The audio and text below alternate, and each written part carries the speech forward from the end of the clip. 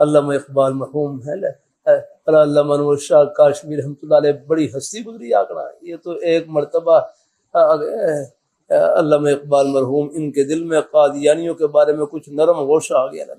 مجھے حافظ اطہر صاحب ہیں والٹین میں ہوتے ہیں، انہوں نے مجھے خود سنایا ہے. ان کی آسٹریلیا مسجد کے قریب ہی ان کا وہ دفتر بھی تھا وہاں پر، باقاعدہ وہاں ان کے وہاں سے رسائل والے چھپتے تھے. ایک مقال آسان تحریر اندر کتابیں رکھی ہوئی ہیں. مجھے خوب بتلایا کہ لاہوری رحمۃ اللہ علیہ ان کو انداز تھا کہ علامہ اقبال مرحوم اور علامہ انور شاہ کاشمیر رحمۃ اللہ علیہ ان سے متاثر ہیں. تو دیوبند ارشاد صاحب خط لکھا کہ ان کا قادیانی کے بارے میں کچھ نرم گوشہ ہے، تو آپ آ کر ان کو ذرا ان سے گفتگو کریں اور سمجھائیں. وہ صوفی بشیر صاحب تھے، ایک محکمے میں وہ ملازم بھی تھے، ان کو بھیجا وہاں پر.